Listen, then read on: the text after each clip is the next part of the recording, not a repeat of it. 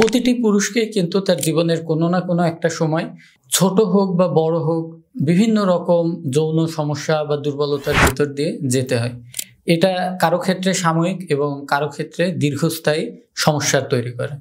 তো সেক্ষেত্রে আমরা আজকে জানবো যে কি কারণে আসলে আমাদের পুরুষদের ভেতরে এই দ্রুত বীর্যপাতের যে প্রবণতা এই সমস্যাটি তৈরি হয় এবং এটা কাদের ক্ষেত্রে খুবই বড় রকমের সমস্যা সৃষ্টি করতে পারে এবং কারা কোনো রকম ডাক্তারের পরামর্শ বা চিকিৎসা নেওয়া ছাড়াই এই সমস্যা থেকে উত্তরণ করতে পারবে।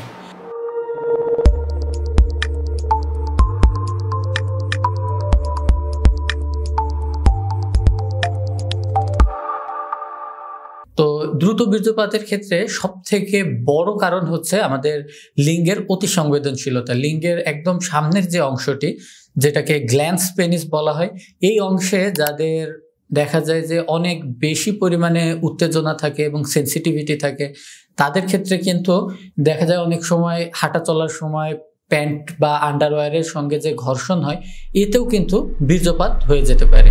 তো এই জাতীয় বড় রকমের যাদের ক্ষেত্রে সমস্যা থাকে তাদের ক্ষেত্রে কিন্তু এই যে অ্যানাস্থেটিক জেল বা অ্যানাস্থেটিক স্প্রে এগুলো ব্যবহারের মাধ্যমে কিন্তু অনেকটাই এই সমস্যাটা নিয়ন্ত্রণে চলে আসা সম্ভব। এবং কিছু কিছু মানুষের ক্ষেত্রে দেখা যায় নতুন বিবাহের পরে 14 থেকে 28 দিন পর্যন্ত এই জাতীয় সমস্যাগুলো থাকতে পারে, কিন্তু তাদের ক্ষেত্রে কিন্তু যে ডাক্তারের কাছে যেতে হবে, ফিটনেস চেক আপ করতে হবে বা ওষুধপত্র বা এই জাতীয় অ্যানাস্থেটিক জেল বা স্প্রে ব্যবহার করতে হবে, বিষয়টি এমন নয়।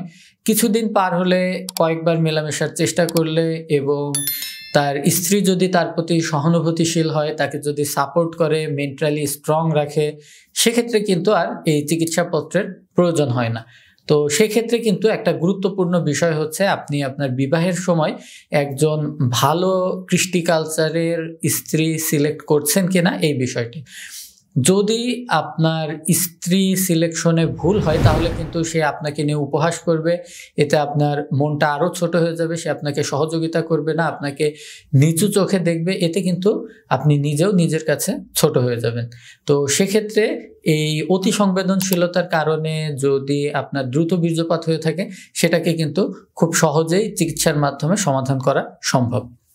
তো আশা করি আজকের ভিডিও থেকে জানতে পেরেছেন যে কি কারণে এই দ্রুত বীর্যপাত হয় এবং এটা কাদের ক্ষেত্রে ভয়াবহ এবং কাদের ক্ষেত্রে ভয়াবহ নয়। ধন্যবাদ।